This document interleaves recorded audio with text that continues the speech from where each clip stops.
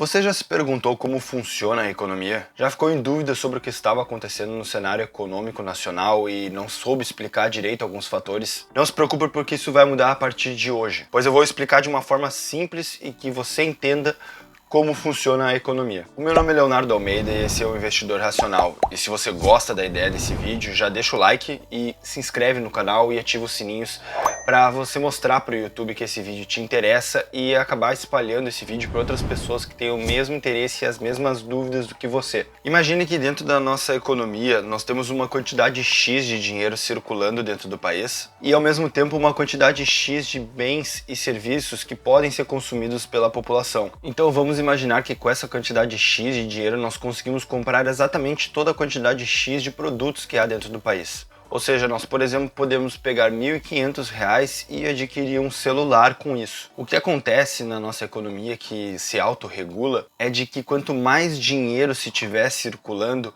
mais desvalorizado ficam os bens em caso que a produção de riqueza não aumente dentro do país. Ou seja, se a quantidade de celulares que for fabricada é a mesma, porém a quantidade de dinheiro na economia começa a aumentar, os preços dos bens acabam se regulando porque o mercado sabe que pode cobrar mais por causa que há mais dinheiro circulando dentro da economia. Então se você precisava de 1.500 para comprar esse celular, mas o dinheiro na economia ele acabou duplicando, os preços desse celular devem ir se reajustando gradativamente até que chegue no dobro do preço que era antigamente. Ou seja, R$ 3.000 ao invés de 1.500. E é exatamente por isso que medidas do governo de, por exemplo, aumentar o salário mínimo, muitas vezes acabam não sendo eficientes, pois no curto prazo, sim, as pessoas vão ter mais dinheiro para comprar mais bens, porém com essa injeção de dinheiro dentro do mercado, os preços de qualquer forma vão acabar se autorregulando de forma a aumentarem de forma praticamente proporcional a esse aumento dos salários. Esse aumento nos preços dos bens causado pela maior quantidade de dinheiro rodando no país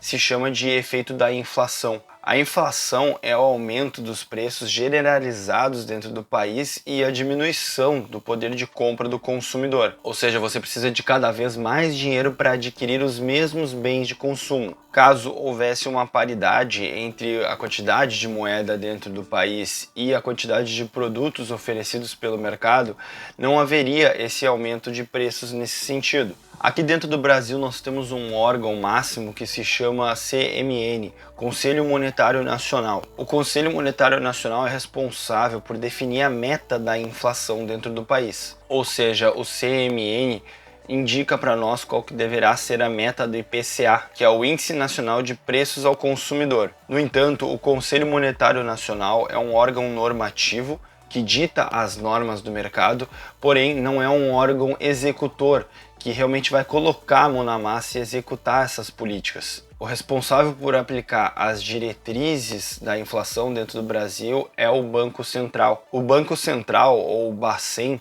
é responsável por definir a taxa Selic de juros do país. Essa taxa Selic que você já deve ter ouvido falar antes. A taxa Selic acaba regulando os preços do crédito dentro do país e, ao mesmo tempo, acaba regulando o aumento de preços dentro da economia. Mas antes de eu te explicar com mais detalhes como é que funciona essa dinâmica, eu preciso te explicar o porquê o Banco Central e a CMN decidem aumentar os preços dentro do país. Bom, o Banco Central pode definir duas políticas monetárias para o nosso país: a expansionista e a contracionista. Uma política expansionista, como o próprio nome sugere, é uma política de expansão de riqueza do país, de expansão econômica. Ou seja, é uma política focada no desenvolvimento e na produção de riqueza dentro do país. E para isso, o Banco Central acaba reduzindo a taxa Selic, que é a taxa de juros do país, para facilitar o acesso ao crédito por parte da população. Essa facilidade do crédito faz toda a diferença porque isso incentiva a iniciativa privada e o consumo por parte da população. Porque já que agora está mais barato de tirar empréstimos e financiamentos, faz muito mais sentido você financiar aquele seu carro, aquele seu imóvel ou pegar aquele empréstimo emprestado para dar início no negócio próprio. A taxa Selic baixa faz com que seja mais barato fazer esses tipos de operações. Isso acaba gerando mais dinheiro dentro da economia e faz com que a iniciativa privada, ou seja, as empresas, tenham mais incentivo para aumentar a sua produção por causa do aumento dos lucros que entram por conta dessa taxa reduzida da Selic. No entanto, por mais que esse cenário seja maravilhoso, tem muitas coisas no cenário econômico que nós não conseguimos prever, como a questão da pandemia, que fazem com que o consumo diminua de forma intensa e obriga o governo e os órgãos econômicos do país a tomarem medidas contracionistas. Alguns dos efeitos da pandemia foram a redução do consumo por parte da população e, consequentemente, a redução da produção por parte das empresas, que também acabaram contratando menos e, dessa forma, toda a economia desaqueceu. Com algumas medidas de injeção de dinheiro na economia, com alguns auxílios por parte do governo e uma produção que é decrescente durante esses períodos, nós chegamos numa situação de aumento da inflação dentro do país, por conta do aumento do dinheiro em circulação e a manutenção ou então a queda da produção de riqueza dentro do Brasil. Isso cria um cenário de grande aumento da inflação que precisa ser controlada com uma política contracionista, ou seja, uma política que busca elevar a taxa de juros, a Selic, para desincentivar a retirada de crédito e o consumo e também controlar a circulação de moeda dentro do país. Mas quais são as ferramentas que o Bacen, o Banco Central, acaba aplicando para conseguir controlar essa taxa? Bom, o Banco Central faz esse controle principalmente pela emissão e venda e compra de títulos públicos, que são esses títulos de dívida do governo que nós já falamos algumas vezes aqui, com alguns títulos do Tesouro Direto. Aí entra o Tesouro Selic, o Tesouro IPCA e todos esses instrumentos de renda fixa. Bom, numa política expansionista, o Banco Central vai comprar esses títulos dos bancos, que por meio dessa compra vai acabar injetando dinheiro dentro da economia, já que os bancos vão acabar entregando esses títulos para o Bacen em troca de dinheiro. E isso serve para estimular e aquecer a economia e a circulação de moeda. Já por outro lado, quando o Bacen decide tomar uma política contracionista, ele faz justamente o movimento oposto, que é de fazer a venda dos seus títulos públicos, colocando-os no mercado e retirando o dinheiro da economia,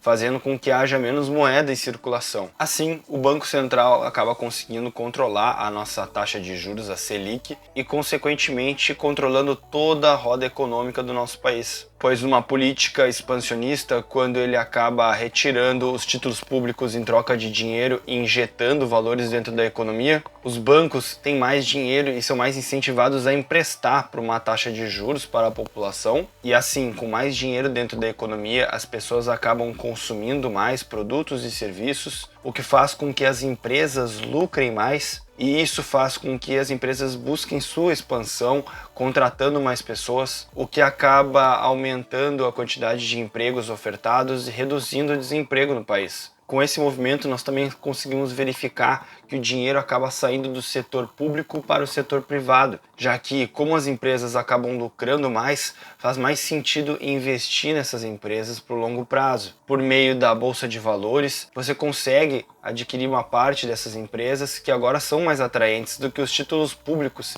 e isso faz com que o capital das empresas aumente mais ainda e elas consigam se expandir cada vez mais, aquecendo a nossa economia e gerando desenvolvimento econômico. É justamente por isso que quando a taxa Selic está baixa e o consumo está em alta, nós costumamos ver a Bolsa de Valores tendo grandes aumentos, porque as empresas de fato acabam gerando mais lucro e conseguindo expandir-se mais durante esses períodos, enquanto que o oposto também é verdadeiro. Conforme a taxa Selic está alta e o consumo é reduzido, ao mesmo tempo, os títulos públicos estão pagando mais, porque o governo dá um prêmio maior para conseguir tirar esse dinheiro de circulação da economia pela colocação desses títulos dentro da economia para as pessoas, em troca do seu dinheiro. E assim, vemos nesse caso a migração do setor privado para o setor público, onde as pessoas costumam movimentar os seus valores da Bolsa de Valores, por exemplo, para o mercado de tesouro direto e da renda fixa. Bom, eu espero que esse vídeo tenha ficado claro e tenha conseguido te trazer